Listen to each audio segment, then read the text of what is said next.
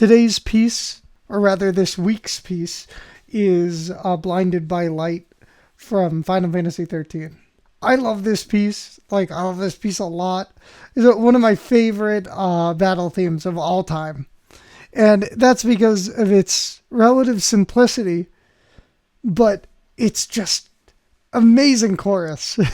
It's amazing in every way. I love it.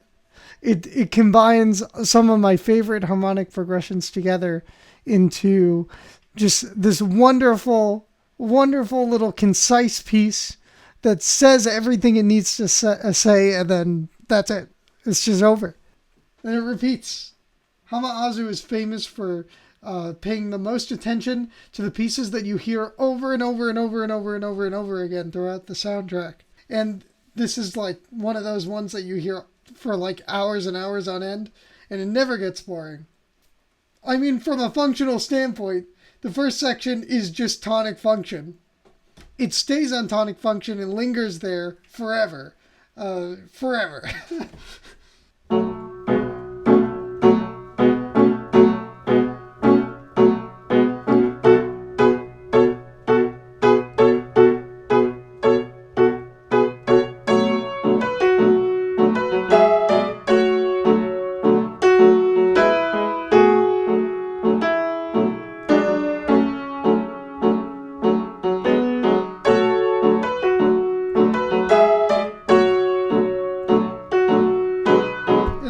Finally get a movement to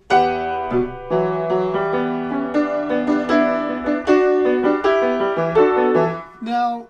Obviously there's something else going on here. The first section is B Dorian, and the second section is B Aeolian, right?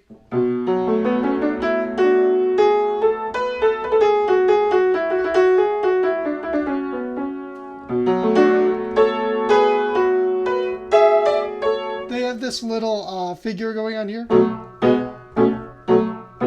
right?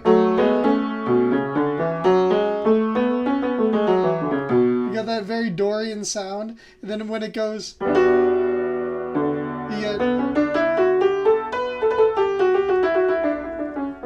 get that Aeolian sound. So there's this contrast between Dorian and Aeolian, which are they're right next to each other modally. So it's just a slight little modal contrast that's going on in this section. I'm going to play this whole section, and I'm going to transition into this next section here, right? I mean, it's relatively simple. That first whole section is just the 1 chord and then the 4 chord, right? So here's this first section.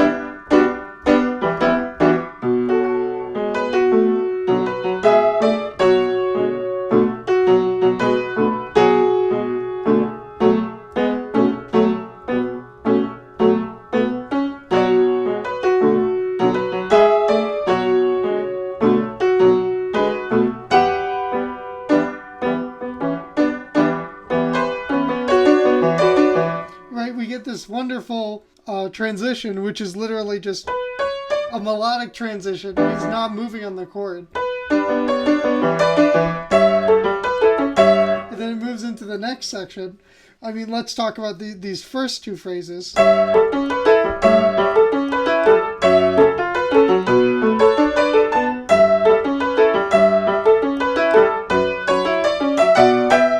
Right? I mean, that's just so much fun. We get a lot of dominant, and then it goes to tonic. And a lot of dominant, and then it goes to tonic again, right? And then we get a little bit of a variation the second time.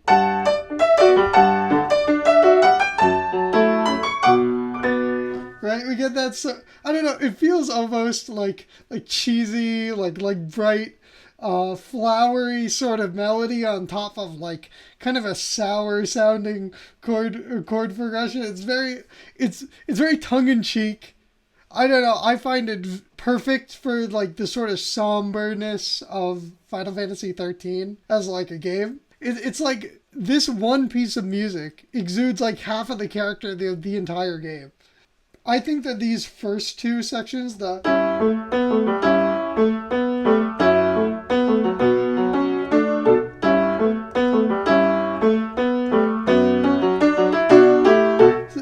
to me, they sound like Royal Road progressions, like the 4-2 variant. That's a Royal Road progression. Instead of doing this, he just goes... He basically plays the second chord twice instead of doing the first chord.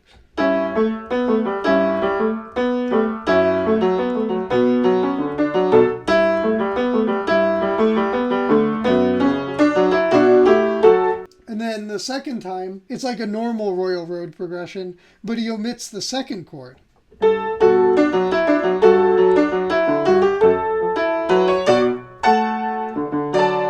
So that whole section then gets kind of bookended with this, as you can see, blue, blue, blue, red, right? So it's very like conclusive. There's no tonic function harmony. It's just like a big build up to that D5 at the end of the piece. So I'm going to play that section here.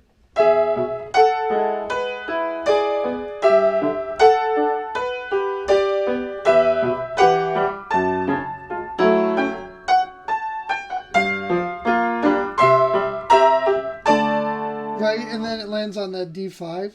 You see, on this second line of the B section, we have that Royal Road progression at the beginning, which is an Aeolian progression. And then other than that E major chord in the middle, which sort of implies Dorian, the rest of it is also Aeolian, right? You have flat 6, you have 4, you have 5, right, at the end of the second line of the B section. It's like kind of a mix of Dorian and Aeolian. And I see this final sort of part of the progression as like a predominant-dominant chain. I'll play that, play just like the chords to give you an idea. Like that, right? We have...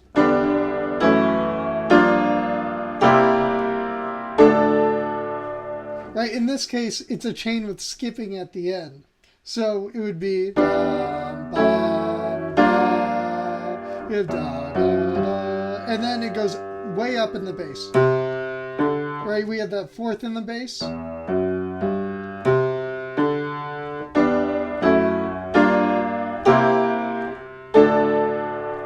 then it resolves in a sort of glorious, deceptive way to that D5 chord. Right, and the resolution is on that big D5 chord there, which is minor flat 3. Isn't it weird that the piece ends in D and then just like goes back to the beginning of the piece? Like I'll play how the piece loops. It's weird.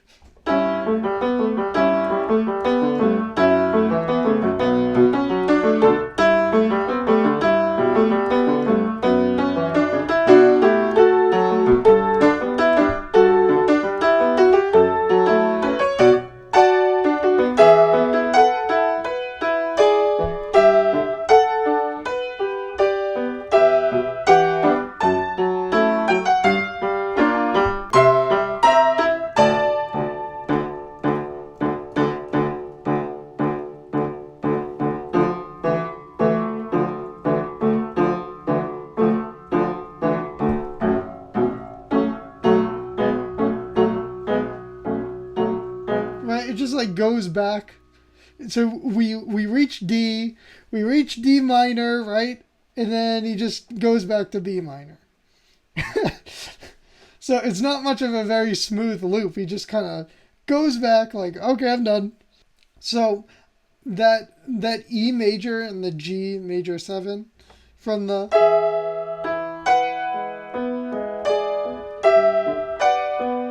I kind of see that as like doing the same sort of Dorian Aeolian vamp that was going on at the beginning of the piece. Because that's sort of the thing that sticks out the most to me in this entire piece.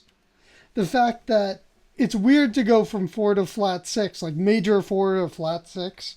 That's not a very typical motion. It doesn't really go anywhere either because they're both predominant chords. So we have these royal road progressions and we have a predominant-dominant chain after these two chords. But during these two chords, it's just like why did he choose them? I think it's because it's like a mini version of the Dorian Aeolian vamp that was at like the beginning of the piece, like the big one that was at the beginning of the piece. And then you have these royal road progressions right here, and you have this big predominant-dominant chain at the end. And that's like the entire piece, right? You have this opening section, which is like a Dorian Aeolian vamp. Then you have a royal road progression. And then at the end, you have a predominant-dominant chain.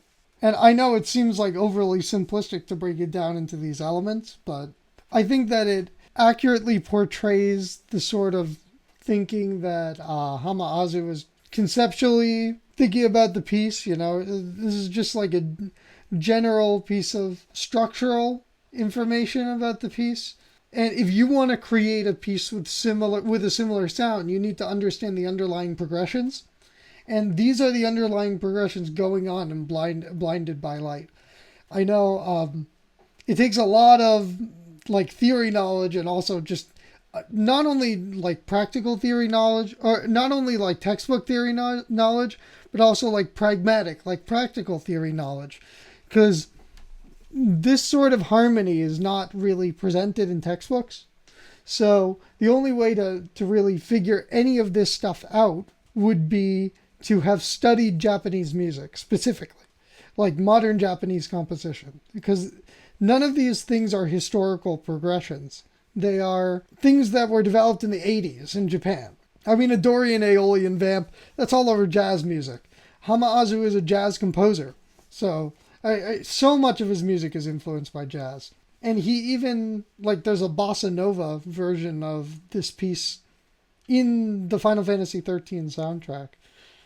You can look that one up if you're interested in it. But let me just bring attention to this predominant-dominant chain and how cool it is again.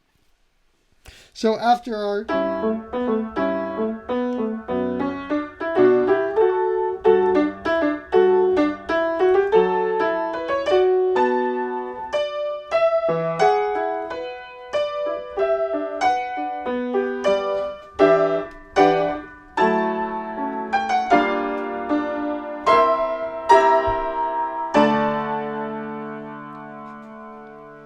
It is a 4 chord, moving to a minor 5 chord, moving to a minor flat 6 chord,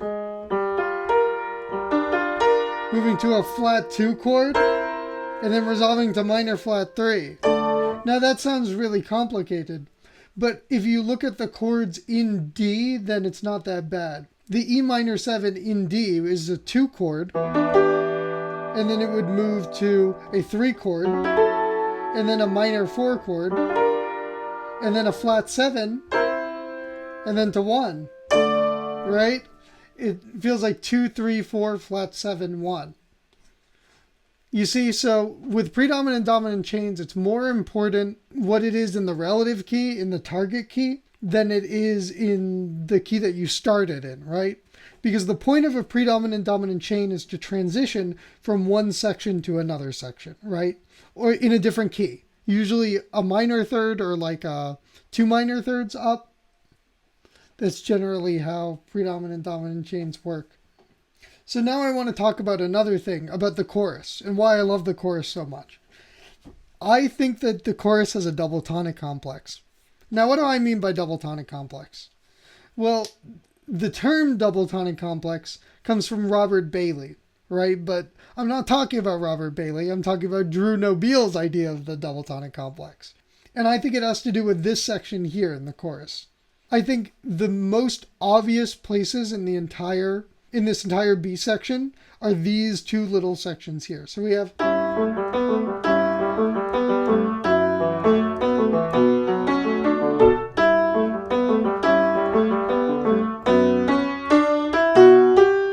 right?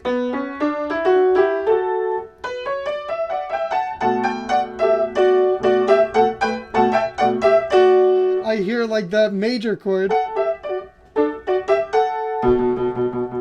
And then it's made into like a minor 7 chord because they put the 1 in the bass, right? Or the 6 in the bass, you could say. I guess, you see, we're dealing with relative keys, so there's a lot of odd relationships going on here. So I hear this melody as la, ti, do, re, mi, fa, sol, right? Right, sol, do, right? That's what I hear. Instead of it being like do, re, mi, fa, sol, la, te. Because like, why would he do this whole scale up and land on te, right? Like, te is not a very interesting note, but sol is. Mi, fa, sol, right? Sol, right? It feels like we're in D major. Or at least the melody feels like we're in D major. The harmony suggests B minor, because it's a Royal Road progression, right? Now look at the second one. So we have sol, la, ti, do, right? To me, it feels like sol, la, ti, do instead of te, do, re, mi, right? I don't really hear te, do, re, mi. I hear sol, la, ti, do. Right?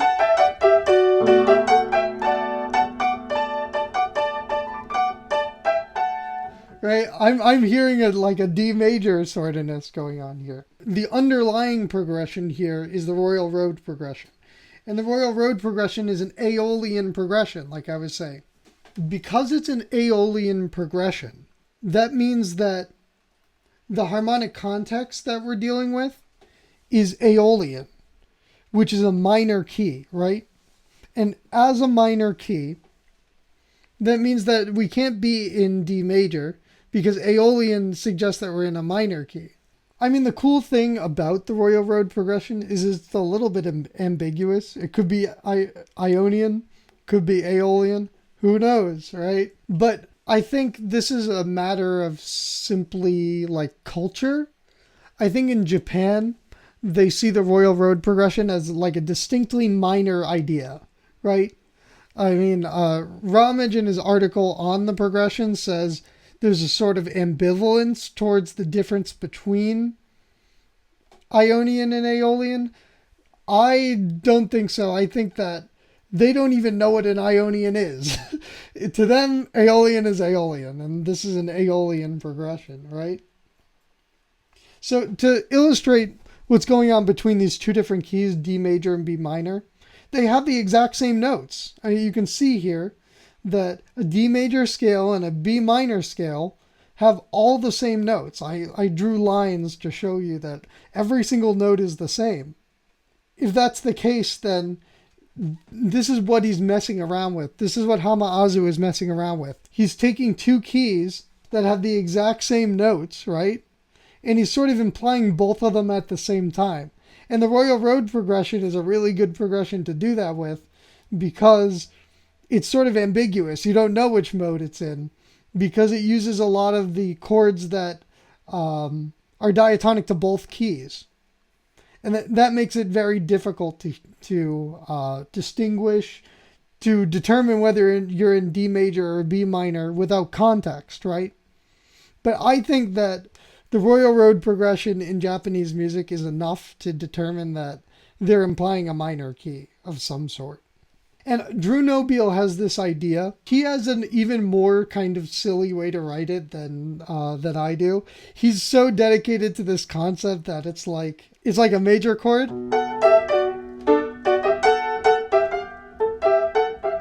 He writes it as a D major chord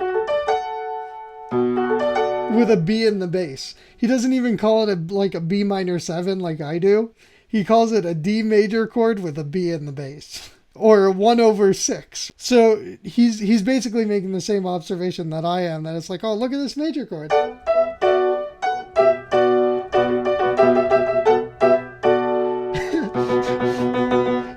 but he has that B in the bass.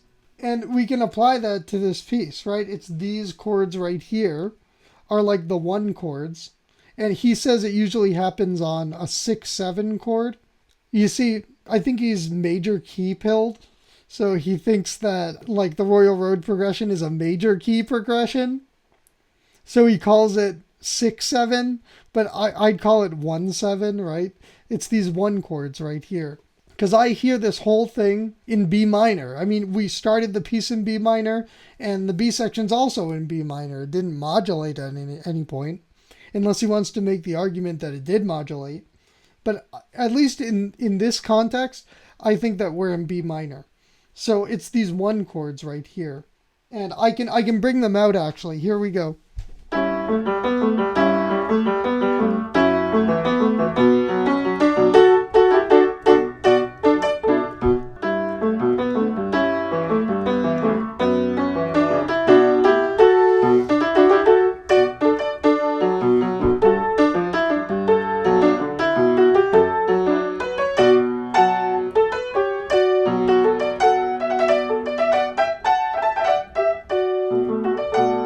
Right? And then we move on. I've been making this whole argument that this section sounds like it's in D major instead of B minor. That this section is in D major, but is it really in D major? Well, I believe that ultimately the harmonic context will define what key you're in.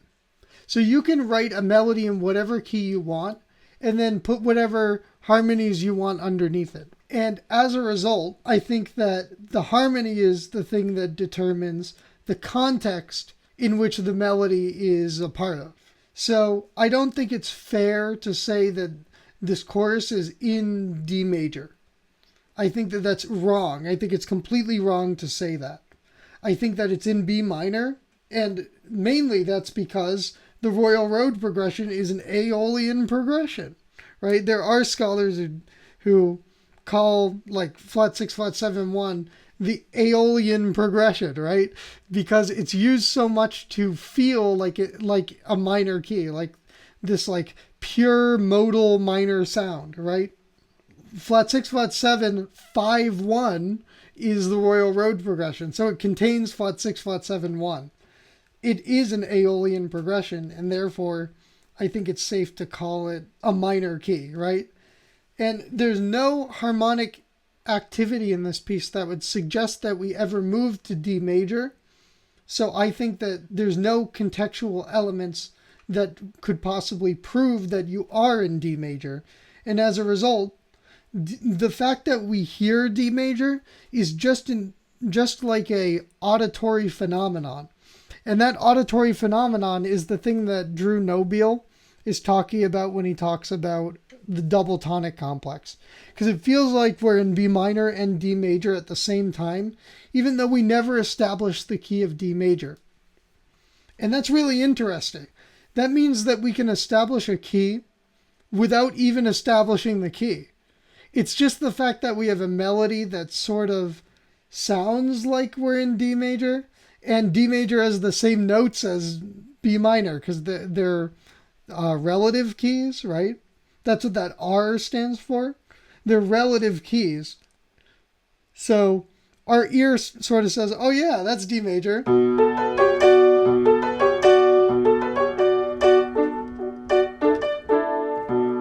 But none of the harmony suggests D major, which is very tricky. I mean, it shows you how complex Hamauzu is thinking. He's thinking in both of these keys pretty much simultaneously in order to create a sound like this. Because how else would you execute this unless you understood this idea of the double tonic complex? I realize that you wouldn't need to know the term double tonic complex, but you at least need to intellectually be able to hear how to get a sound like this, right? Like the composer would need to be musically literate enough to be able to imagine this sort of sound. And that's the master at work, you know. Hamauzu frequently does this thing with the double tonic complex. It's in the main theme from Final Fantasy XIII as well, which is a piece that I will talk about eventually. But that's it. I mean, we have this double tonic complex. And so I'll play it again just so that you can appreciate the sound of this double tonic complex. And I want you to hear how, even though it's a very major key sounding melody, when it's in a double tonic complex, it has a certain somberness to it. It has a certain melancholy to it, right? It has this sadness that wouldn't be there without the double tonic complex.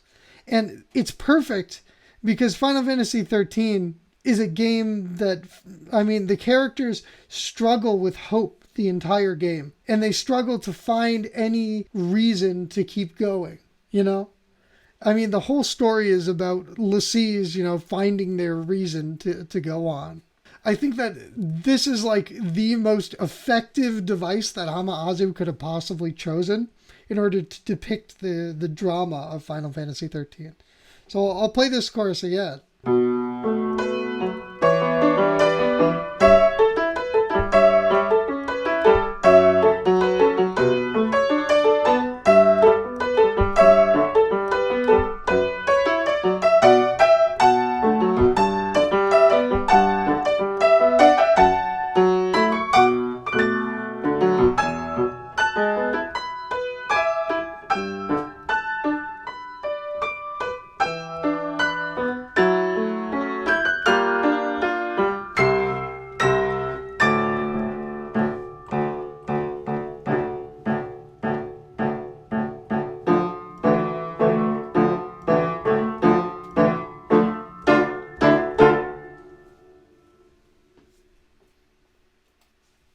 So that's it for Final Fantasy XIII's Blinded by Light, the battle theme.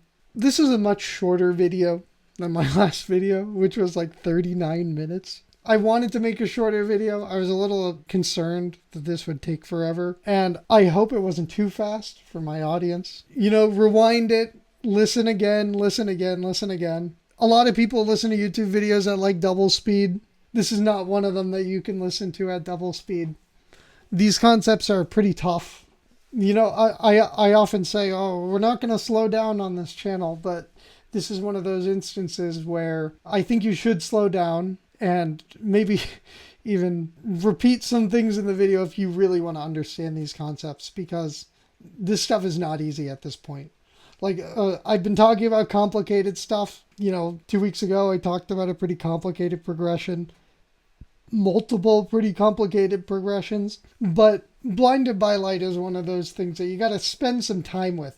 Play it. I gave you the chord chart. Go to the piano, play the piece, get used to it, get in your fingers, and then it'll make more sense, right? You'll want to play some D major over those one chords, And that's really all I had to say. The gameplay in this video comes from Crow's Graveyard. I guess he plays a lot of RPGs and stuff. Does no commentary videos, but in the descriptions he spends a lot of time making these really nice summaries of what happens and everything. And so I didn't want to have to buy a PS3 capture card for this one, or emulate it. This game is super hard to emulate. It's notoriously hard to emulate. So I just thought, well, I'm gonna take some gameplay. So thank you to Crow's Graveyard for the footage. And I have a Ko-Fi that is in the description. You can go donate to it if you'd like. This show is sponsored by viewers like you. So go ahead and donate to it, please, if you support what I do. And that's it for now. I will see you in another 2 weeks when we talk about something very different. See you then. And good evening.